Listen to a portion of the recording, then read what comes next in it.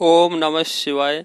प्रभु की पवित्र आत्माओं, आइए जिक्र करते हैं इस वीडियो में हम कि शिवरात्रि का त्योहार सन 2023 में 18 फरवरी को मनाया जाएगा या 19 फरवरी को मनाया जाएगा।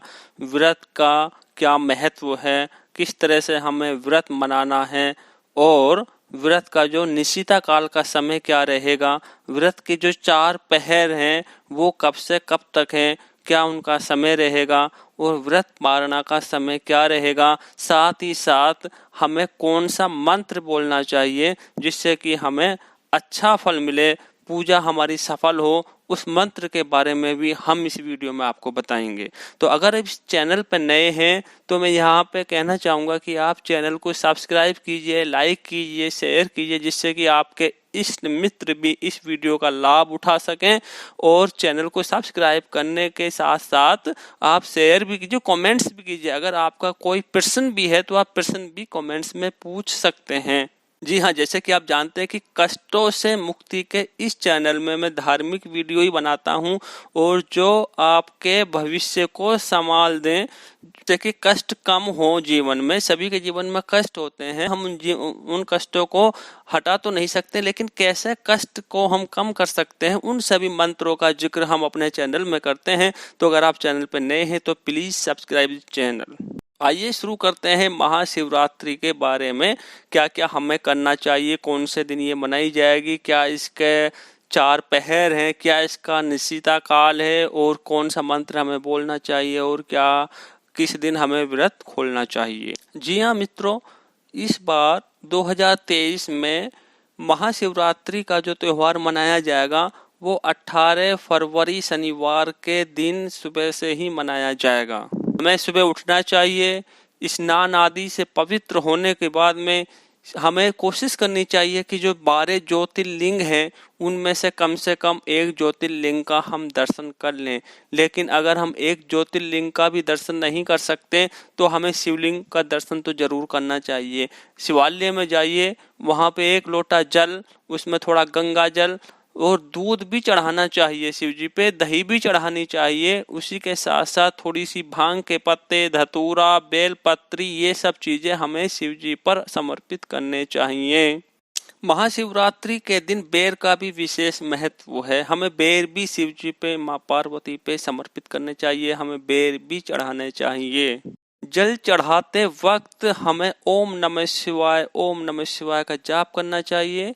महामृत्युंजय मंत्र का जाप करना चाहिए। जैसा कि आप सभी जानते होंगे, महामृत्युंजय मंत्र जो कि इस तरह है, ओम त्र्यंबकम यजामहे सुगंधिम पुष्टिवर्धनम उर्वारुकमिव बंधनात् मृत्योर्मुक्षयमामृतात्। इस मंत्र का भी विशेष महत्व है। वैसे तो हर महीने ही शिवरात्रि का त्योहार आता है, शिवरात्रि का पर्व हर महीने ही आता है, लेकिन जो महाशिवरात्रि की अगर मैं बात करता हूँ तो ये सिर्फ फाल्गुन महीने के कृष्ण पक्ष की चतुर्दशी को आता है, क्योंकि इस दिन माँ पार्वती और शंकर भगवान का विवाह संपन्न हुआ था।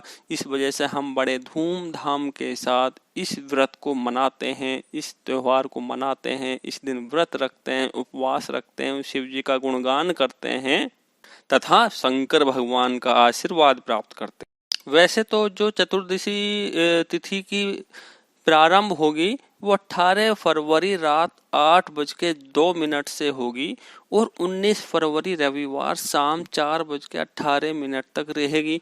लेकिन इसका नाम है महाशिवरात्रि, यानी कि रात्रि में कौन सी तिथि रहेगी, तो रात्रि में जो तिथि रहेगी वो चतुर्दशी रहेगी। और कब रहेगी? 18 फरवरी की रात्रि को, शनिवार की रात्रि को। इसी वजह से हम इस त्योहार को जो मनाएंगे वो 18 फरवरी में ही मनाएंगे, शनिवार के दिन ही मनाएंगे।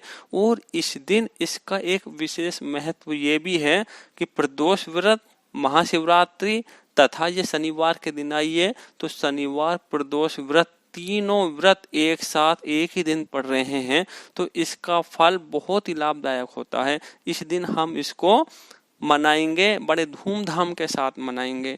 और अब मैं आपको बताना चाहूंगा कि निशिता काल का समय कब है। निशिता काल का समय जो रहेगा वो 18 फरवरी शनिवार को रात्रि 11:52 से लेके 12:42 तक रहेगा। जी हाँ मित्रों, 11:52 to 1242 तक का जो समय है वो निशिता काल के नाम से जाना जाता है।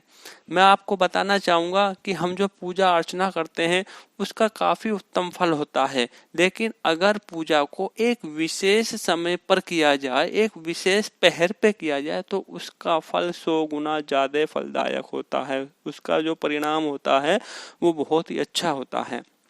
4 पहर कि अब मैं बताऊंगा यहाँ पे कौन कौन सा जो पहर है किस किस समय में आए हुए हैं। सबसे पहले मैं आपको बताऊंगा कि पहला पहर जो 18 फरवरी को शाम 6:40 से आ रहा है और रात्रि में 9:46 तक रहेगा। 6:42 9:46 का जो समय है वो 18 फरवरी की शाम को है, जिसको पहला पहर मानते हैं। इस पहर में हम शंकर भगवान, माता पार्वती की पूजा कर सकते हैं।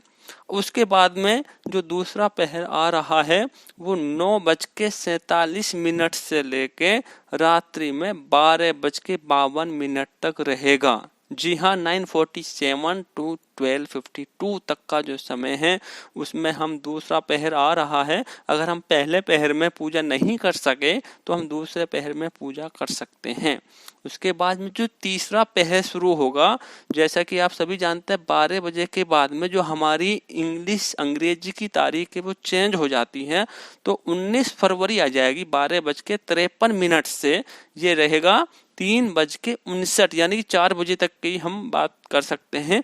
11:53 AM to 4 AM तक का जो समय है जो 19 फरवरी में मॉर्निंग में आ रहा है, उसमें अगर हम पूजा कर सकते हैं तो इसका भी फल अति उत्तम होगा।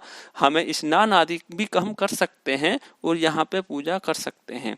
उसके बाद में जो चौथा पहर आ रहा है वो 19 फरवरी सुबह 4 बजे से आ रहा है, जो कि अति उत्तम है।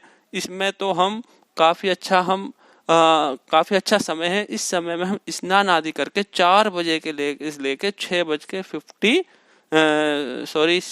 to 56 यानी कि 6:56 तक हम भगवान की उपासना, शंकर भगवान का व्रत तो हमने रखा ही हुआ होता है। इस दिन हम पूजा भी कर सकते हैं, जिसका फल अति उत्तम होता है। इसी के साथ साथ मैं आपको बताना चाहूँगा कि व्रत पारणा का समय कब रहेगा।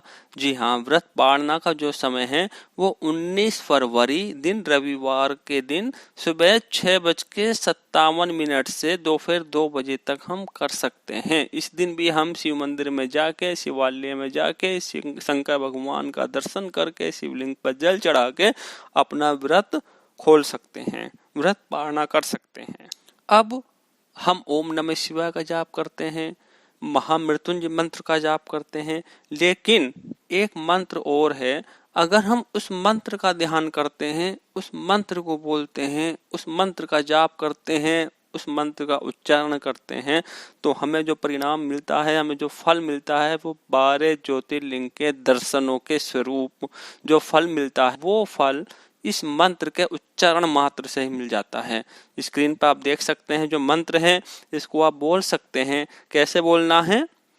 पहले तो ओम नमः शिवाय बोलना है आपको, उसके बाद में बोलना सौराष्ट्रे सोमनाथम चे श्रीशैलम मल्लिकार्जुनम उज्जयनाम महाकालाम ओम कारम मलेश्वरम पल्यायाम वेदनाथम चे डाक्यायाम भीमशंकरम सेतु वंदे तु रामेशम नागेशम दारुकावने वानरस्थाम तु विश्वेश्वरम त्र्यंबकम गौतमी तटे हिमालये तु केदारं दुष्मेशं च शिवालये एतानि ज्योतिर्लिंगानि सायं प्रातः पठेन् नरे सप्तजन्म कृतं पापम स्मरणेन विनश्यति। जी हाँ, इस ज्योतिर्लिंग के पास में जो 12 ज्योतिर्लिंग हैं, उनका जो दर्शन मात्र से फल मिलता है, इस मंत्र के उच्चारण मात्र से इस फल की प्राप्ति होती है, ऐसा पुराणों में कहा गया है। तो इस मंत्र को भी हमें बोलना चाहिए। इसके साथ साथ मैं आपको बताना चाहूँगा कि ये वीडियो आपको कैसी लगी, इसके बारे में आप कमेंट्स जरूर कीजिए, और अगर आप सच्चे शिव भक्त हैं तो कमेंट्स में ओम नमः शिवाय जरूर लिखिएगा। Okay, bye.